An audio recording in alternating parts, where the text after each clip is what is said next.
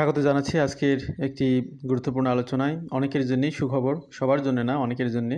কানাডার economic mobility pathway pilot এটি extension করা হয়েছে 2025 সালের 31শে ডিসেম্বর পর্যন্ত।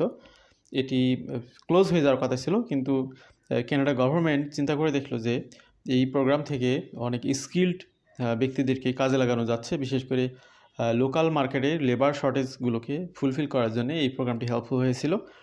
সেই অভিজ্ঞতা থেকে মূলত এটির ডিউরেশন বাড়ানো হলো। সেই তথ্যটি আপনাদের সাথে আপডেট আকারে শেয়ার করা এবং এই প্রোগ্রামের আরও কিছু বিস্তারিত খুঁটিনাটি বিষয় আপনাদের সামনে তুলে ধরবো। যারা কানাডা এবং কানাডার বাইরে থেকে শুনছেন সবাইকে স্বাগত জানাচ্ছি।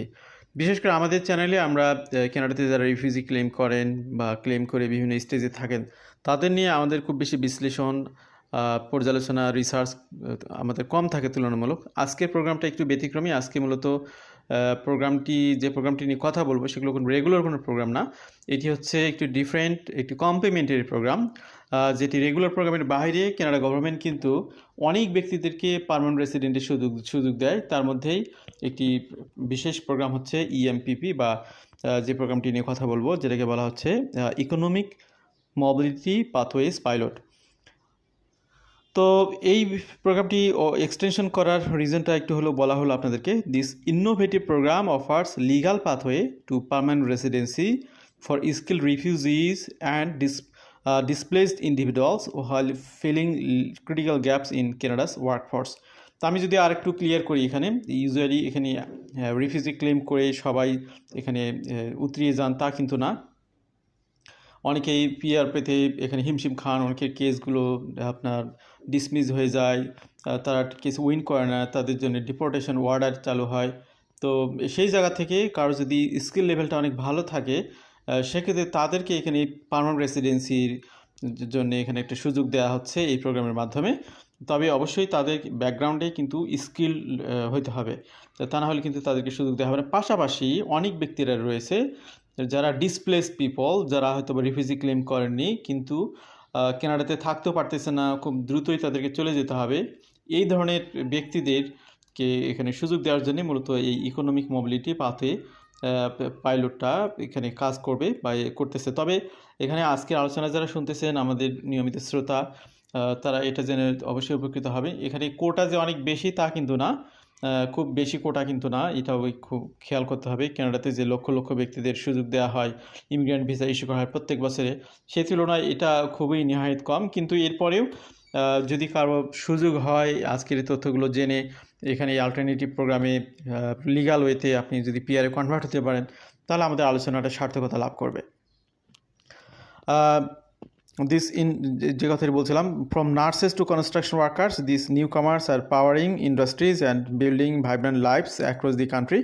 তো এখানে স্কিল আসলে যে কোনো ক্যাটাগরিতে স্কিল হলে হবে না, এখানে বিশেষ করে হেলথ সেক্টর, কনস্ট্রাকশন সেক্টর, এই বিষয়গুলোতে যাদের এক্সপার্টাইজ রয়েছে তাদেরকে এখানে মূলত বেশি ফোকাস করা হবে, সেটাই আমরা বুঝতে পারলাম। What is the economic mobility pathways pilot, এটি আরও যদি আমরা একটু অ্যাম্প্লিফাই করি, this EMPP is a Canada's first of its kind complementary pathway for refugee labor mobility, blending humanitarian goals with economic strategy.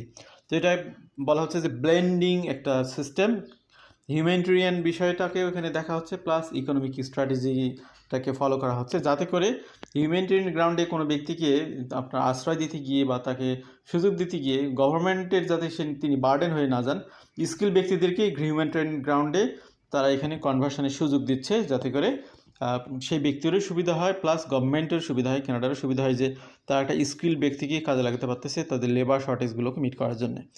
Unlike traditional refugee settlement programs, তার মানে এটা traditional যে রিফিউজি প্রোগ্রামগুলো রয়েছে এটা কিন্তু তার মতো না, which focus on protection. The EMPP targets skill refugees and displaced individuals whose talents align with Canada's labour market needs.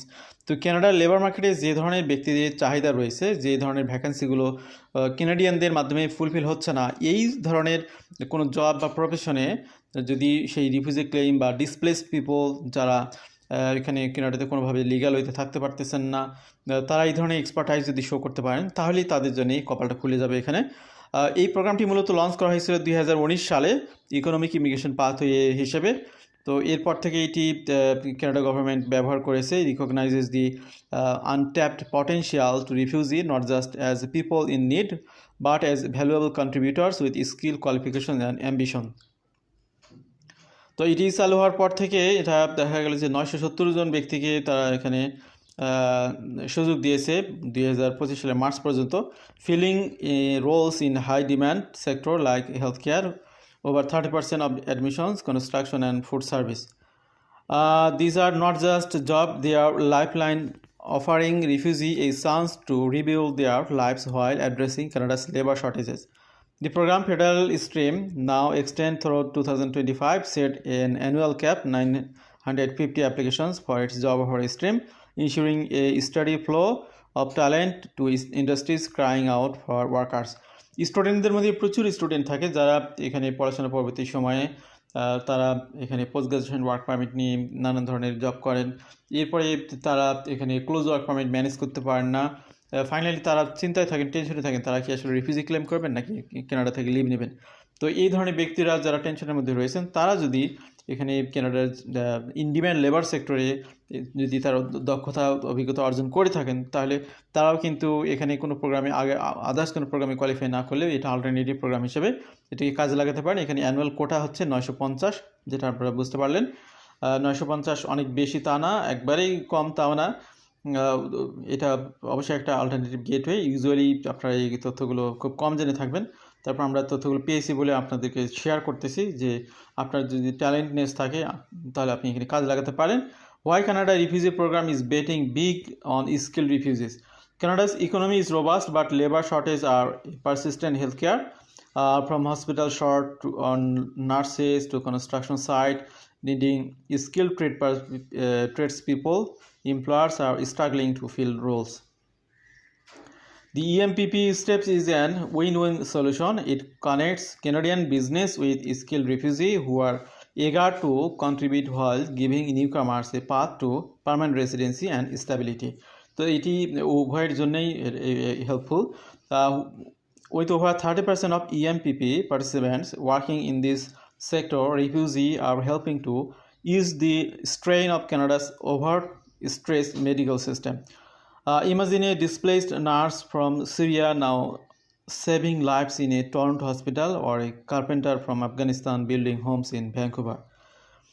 These stories are not just heartwarming, they are proof that the EMPP is reshaping Canada's workforce for the better. The program also aligns with Canada's border immigration goals.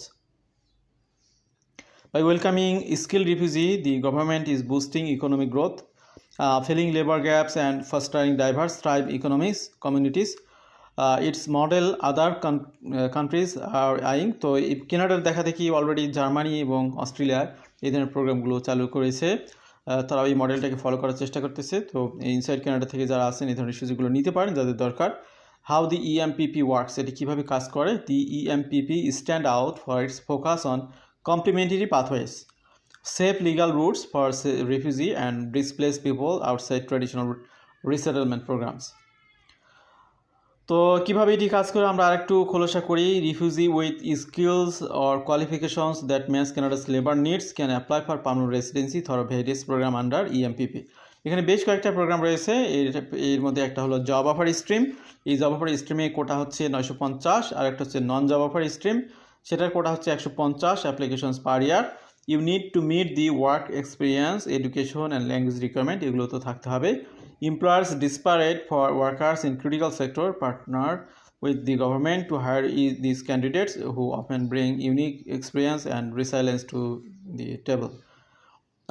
Once approved, refugees gain permanent residency, allowing them to settle, work and contribute long term. The 2025 extension ensures this pathway remains open with a cap of 950 applications to keep the program manageable while maximizing impact. তো এখানে একটা previous impact তুলে ধরা হয়েছে, আমরা একটু skip করতেছি। তো আজকের আলোচনা আমরা দীর্ঘায়িত করব না, জাস্ট মেজর বিষয়গুলো আপনাদেরকে তুলে ধরার চেষ্টা করেছি। যে এই প্রোগ্রামটি আগে থেকে ছিল, অনেকে হয়তো আপনারা জানেন, না জানলে জেনে নিলেন। এরপরে হচ্ছে এই প্রোগ্রামের অধীনে এখনও অনেকের সুযোগ আছে, বিশেষ করে যারা কোনো অন্য কোনো প্রোগ্রামে কোপ আপ করতে পারতেছে না, এই প্রোগ্রামের মাধ্যমে তারা চেষ্টা করতে পারেন যদি তাদের দক্ষতা অভিজ্ঞতা থাকে। আমাদের সাথে থাকার জন্য আবারও ধন্যবাদ। ভালো থাকবেন সবাই। আল্লাহ হাফেজ। সালামু আলাইকুম।